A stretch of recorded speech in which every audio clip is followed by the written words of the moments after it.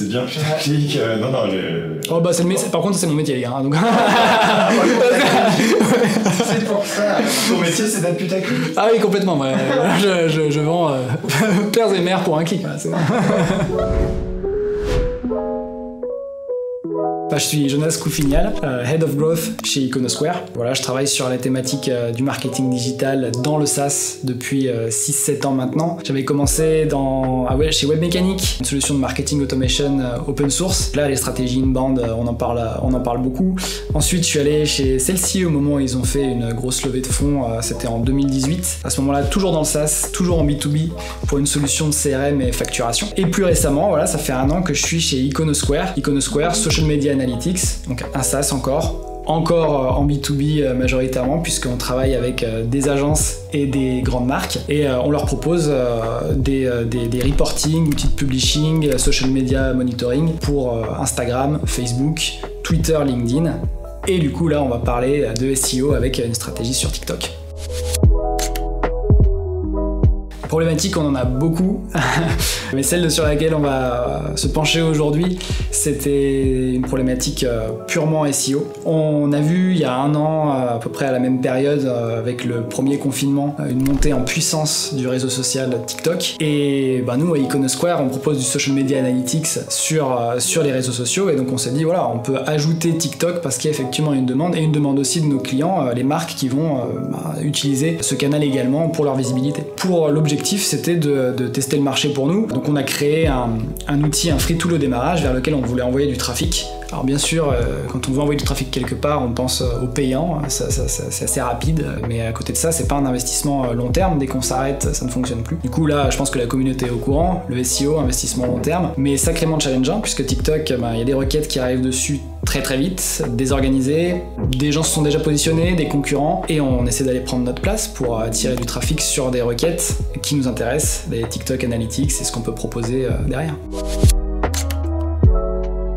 Ah, bien sûr, alors les grandes étapes, moi j'en ai 3 plus 1 on va dire. La première, c'est de bien identifier nos requêtes. Ça doit être des requêtes activables qui témoignent d'une forte intention des utilisateurs, puisque notre objectif c'est qu'ils convertissent sur un free tool après. La deuxième, ça va être de regarder comment sont positionnés les concurrents. Souvent en SEO on dit il faut pas être le meilleur du monde, il faut juste être meilleur que le voisin, donc regarder où ils sont positionnés pour espérer passer devant eux. Et puis ensuite on va rentrer dans la définition des contenus qu'on va pouvoir organiser en silo sémantique. Ça, je donnerai quelques astuces pour le faire de façon processée. Et le plus 1, c'est que ça s'arrête pas là. Une fois qu'on a des résultats derrière, on se fait attaquer, donc il y a toute une partie où on va faire attention à garder nos positions une fois qu'elles ont été durement acquises.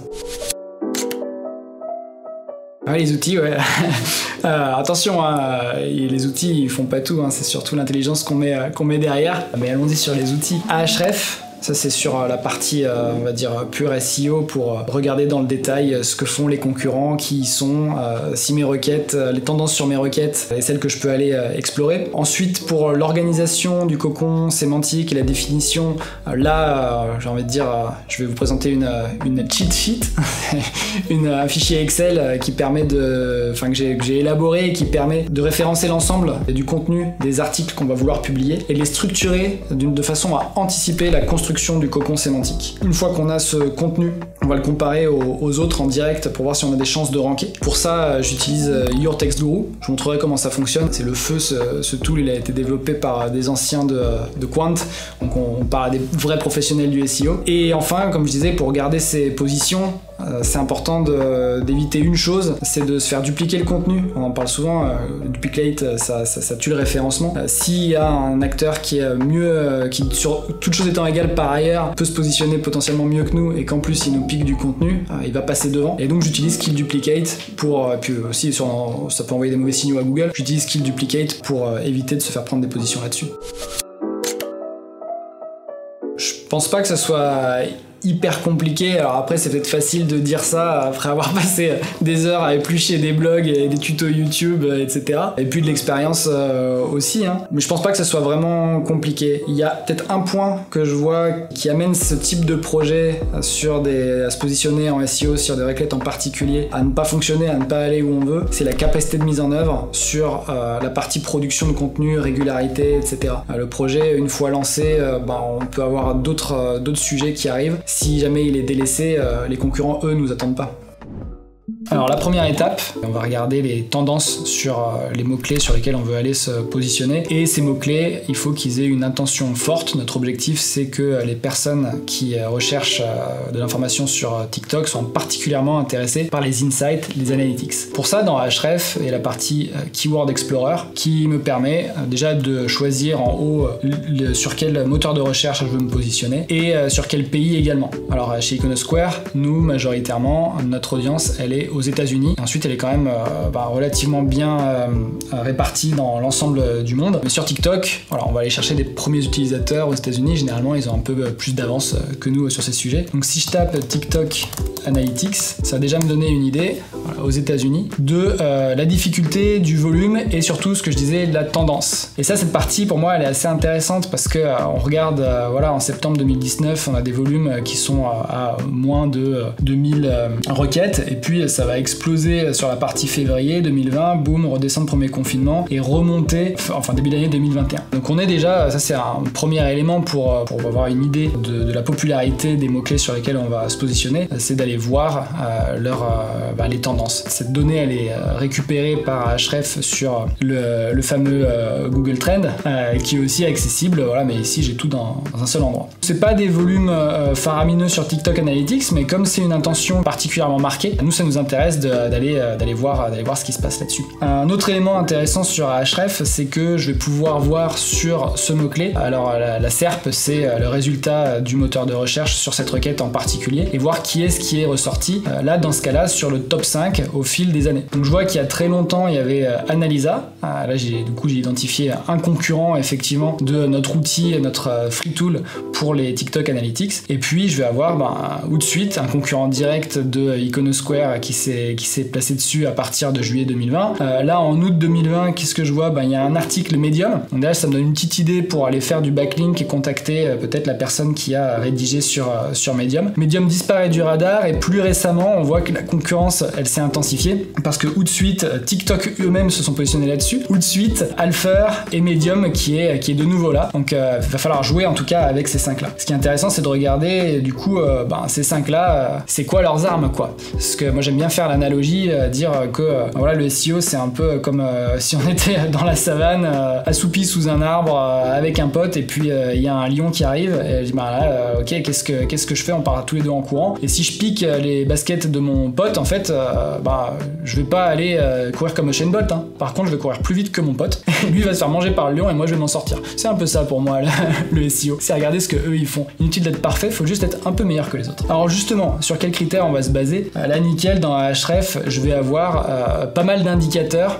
ceux qui influencent les positionnements, ceux qui ont beaucoup d'influence, c'est délicat à les pondérer. Il y a forcément les backlinks, derrière les backlinks il y a la qualité de backlink, donc je vais pouvoir aller explorer en cliquant dessus en détail sur ces différents contenus. Il y a le domain rating. Alors ça, domain rating, ça n'appartient entre guillemets que à Ahrefs, mais c'est un indicateur que eux ils proposent pour parler de l'autorité du domaine. En gros, si je vois que sur le domain rating, je vais comparer au mien, si je vois que tous les concurrents ils ont un domain rating supérieur, donc ça veut dire que leur autorité aux yeux de Google à partir des backlinks qu'ils ont déjà accumulés est bien meilleure que la mienne, je vais avoir du mal à me battre. Là on est au jour J, mais il y a un an en arrière, je me souviens qu'il n'y en avait aucun qui avait un domain rating supérieur à celui du blog d'Iconosquare, et donc on sentait qu'il y avait un coup à jouer sur cette requête là. Puis on a un ordre d'idée du trafic qui est drivé sur ces recherches. Donc du coup là ça me donne une idée de la trend et de qui est déjà positionné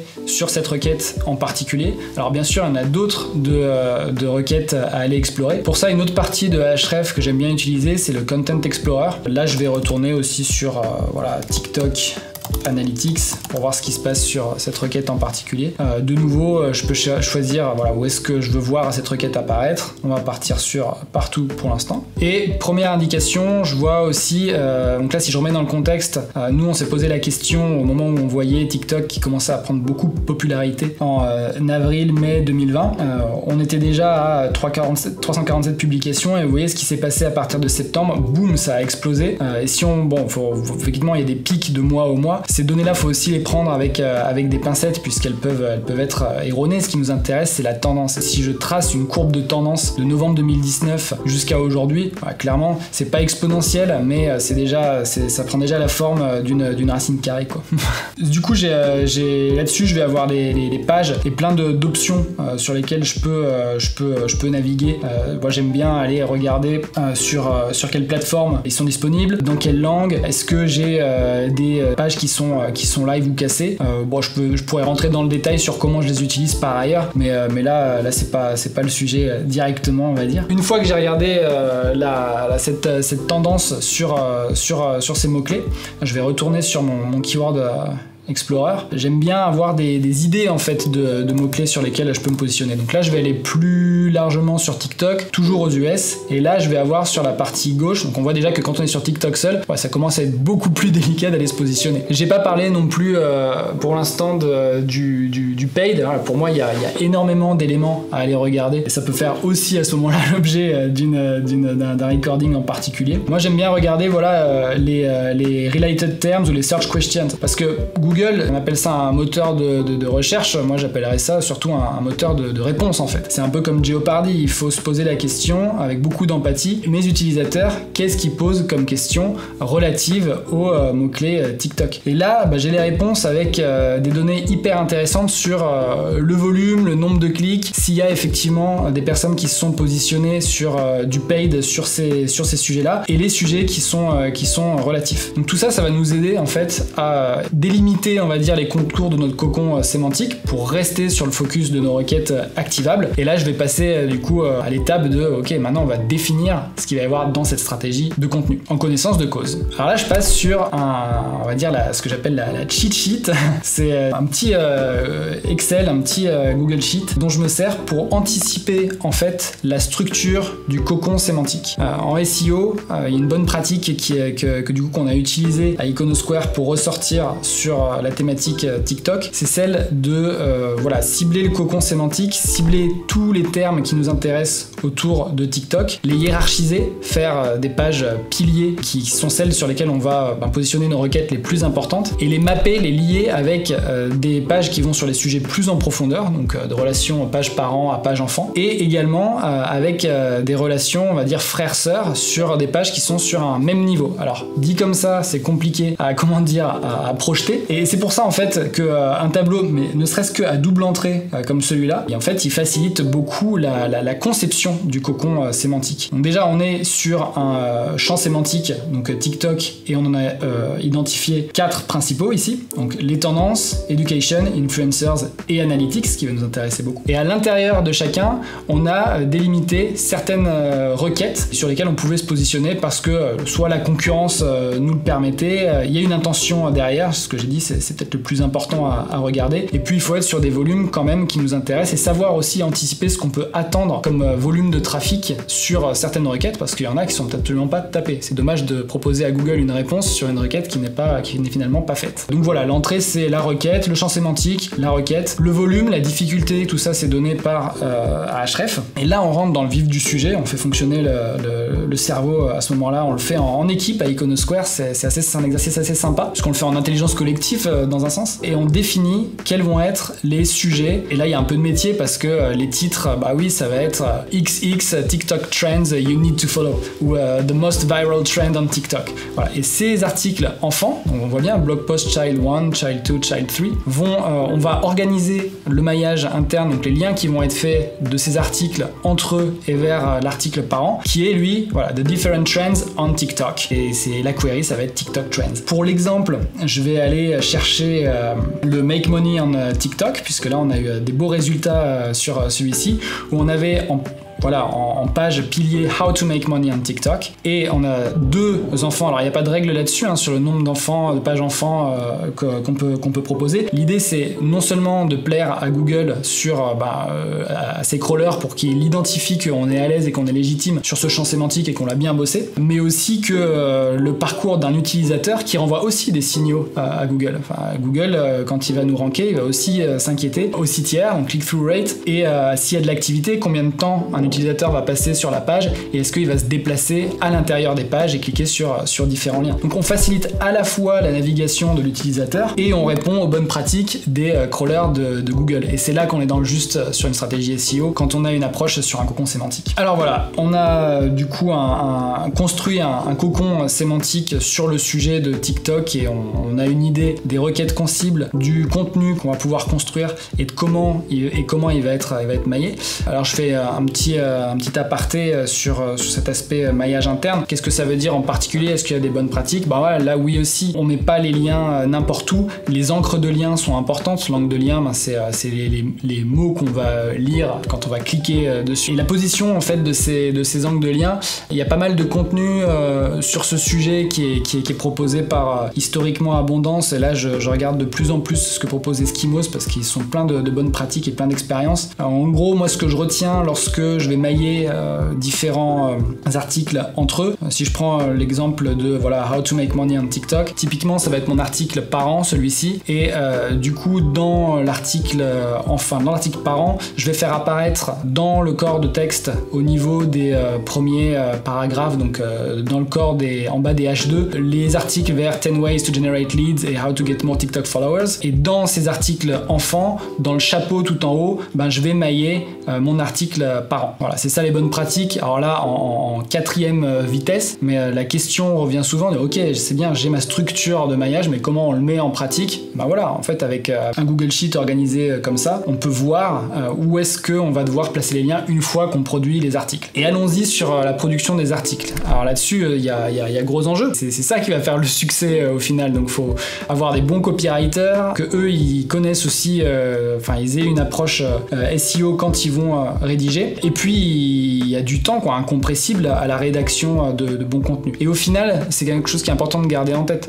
Google va privilégier du contenu que ses auditeurs, que nous lecteurs, on apprécie. Et ça c'est clé. Toutes les techniques qui vont autour, ça va nous aider, ça va pousser. Un mauvais contenu qui répond pas clairement à une question, et il y a plein de mauvaises pratiques là-dessus, ne rankera jamais aussi bien qu'un contenu d'extrême qualité. Et il y a quand même des outils pour vérifier qu'on est dans la norme. Comme je disais tout à l'heure, avec mon allégorie là du lion dans la savane, le SEO, l'idée c'est ça, on le dit souvent, j'ai peut-être dit avant, c'est pas d'être le meilleur sur toutes les bonnes pratiques, c'est de regarder ce que font les concurrents et de se situer un peu mieux que eux, à minima, toutes choses étant égales par ailleurs, faire pareil qu'eux et trouver des endroits où on peut optimiser mieux que eux ne l'ont fait. Donc ça peut se positionner, je rappelle les principaux points à regarder sur la pondération, bien sûr le backlink, mais le backlink, non seulement le nombre, mais la qualité du backlink derrière et le contexte dans lequel est positionné le backlink. Là aussi, Ahrefs est critique pour aller voir quel lien repointe vers tel ou tel article. Et là, j'ai un outil que j'adore, Your Text Guru, qui a bien fait ses preuves pour nous, qui permet de voir comment optimiser le contenu même de l'article par rapport aux 10 premiers résultats sur une requête en particulier. Donc là, la requête que je suis allé voir, c'est Best Time to Post on TikTok, sur laquelle on est bien positionné a priori. Et en fait, ce que cet outil va faire, alors c'est développé par des anciens de Quant, donc on a affaire là pour le coup aux experts du SEO. Et eux, ce qu'ils font en fait, c'est qu'ils vont aller chercher le contenu sur les 10 premiers résultats, donc sur la SERP, et comparer entre eux le contenu texte pour chacun de ces articles qui rank sur cette query. Ensuite, nous, on va proposer notre texte. Donc là, j'ai gagné du temps. J'ai copié-collé notre texte sur l'article What is the best time to post on TikTok. Voilà, je l'ai copié ici. Et ce que je vois apparaître ici, c'est l'occurrence des mots-clés par rapport aux autres résultats de la recherche. L'idée, c'est de s'éloigner. Alors là, du coup, on a du travail à faire. C'est un travail d'optimisation, on parlait tout à l'heure. On a du travail à faire parce que si c'est suroptimisé, on n'est pas bon. Donc l'idée, c'est de se rapprocher plutôt de 0 sur cette partie-là. Et par contre, sur l'optimisation, alors ils ont changé récemment le score. Il va entre 0 jusqu'à 300%. Et là, l'idée, c'est de se positionner dans la zone verte, l'optimisation normale, parce que si on est suroptimisé, ça envoie aussi des mauvais signaux. Notamment, moi, je pense à la pratique ancestrale, mais qui est toujours pénalisée, du keyword stuffing. Et donc, ce score d'optimisation, je peux changer mon texte directement ici, une fois qu'il a été rédigé, pour me positionner dans la partie verte alerte optimisation normale et du coup marquer plus de points par rapport aux 10 premiers résultats qui ont été récupérés par l'outil Your Text Guru. Allez, maintenant on va passer sur les résultats, qu'est-ce que ça a donné, parce que c'est bien de parler de bonnes pratiques, mais ce qui est intéressant c'est est-ce que ça a fonctionné. Alors là-dessus, l'outil, là par contre on le présente pas, c'est la Search Console. Donc là la Search Console c'est le trafic organique, j'ai pas parlé de payant, on était que sur du SEO, on est resté en organique. Et là c'est le trafic global du blog d'Iconosquare sur les 12 derniers mois. Et on voit quand on a commencé, on a travaillé donc comme je disais l'été dernier, en août 2020, sur le sujet TikTok, sur ce cocon sémantique. Et on voit qu'il y a eu commencé à avoir un gros impact en novembre, donc c'est arrivé quand même assez rapidement. Et on passe d'une moyenne de clics journalière autour des 1500-1800 clics à en novembre 2200, donc déjà belle montée, on est satisfait. Puis 3600 et on va avoir des pics assez incroyables sur le début de l'année qui vont être à 5600 requêtes journalières sur l'ensemble du blog. Après dans la Search Console, je peux aller sur la query isoler tout ce qui est trait à TikTok en particulier et ça va être plus parlant puisque là on était sur le trafic de l'ensemble du blog et là on n'est absolument pas positionné jusqu'en septembre avec 11 clics par jour, ça monte à 80, on voit que on commence à avoir des signaux qui sont positifs et puis là c'est exponentiel pour monter jusqu'à le pic à 2465 requêtes dans la journée du 4 janvier et ensuite ça me fait une bonne transition pour la suite. Voilà, on a mis en place ce cocon sémantique, on a tout publié, on a dans un sens fini notre boulot sur l'ensemble des articles qui étaient prévus et là on voit que on commence la tendance elle est quand même à redescendre et ça c'est pour moi c'est un autre sujet aussi important que la stratégie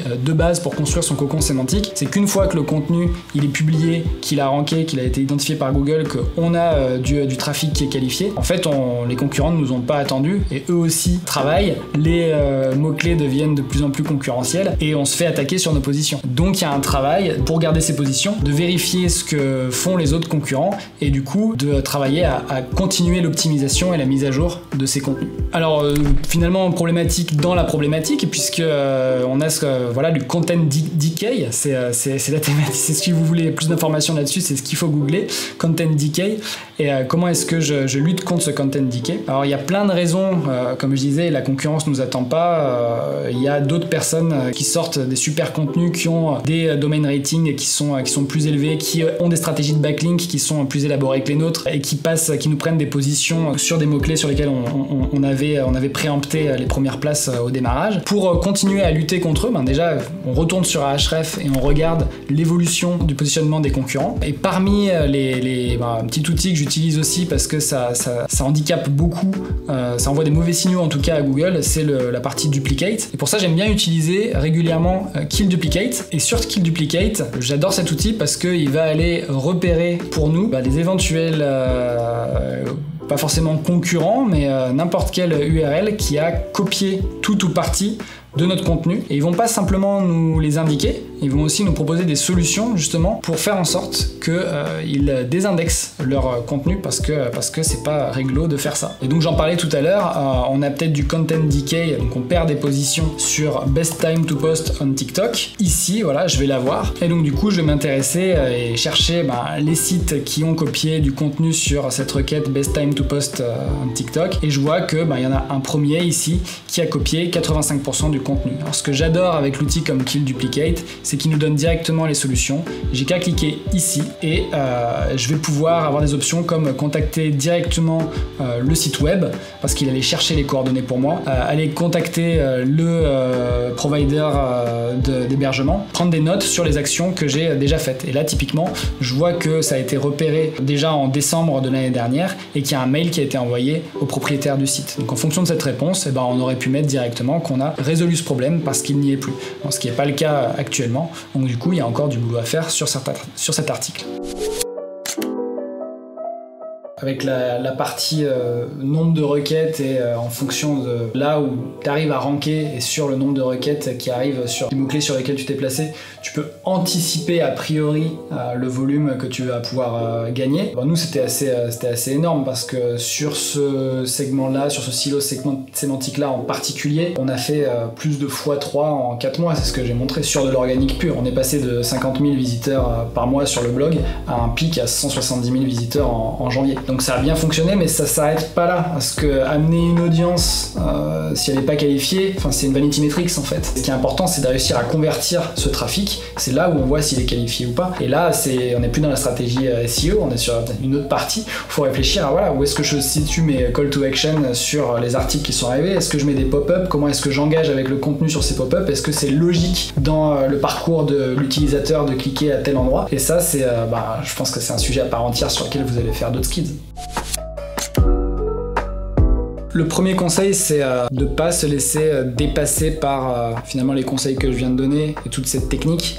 Avant tout, back to the basics, ce que veut Google, et ils le disent, ils le clament haut et fort, c'est de proposer à leurs utilisateurs un contenu qui répond le mieux à leurs recherches. Et donc avoir du contenu de qualité, de toute façon, ça va être toujours la base d'un bon SEO. Ensuite, on va utiliser des outils, des techniques, appelons ça des hacks, pour optimiser, pour lutter contre la concurrence. Mais au démarrage de tout, la réponse correcte à la demande de l'utilisateur passe par un contenu de qualité.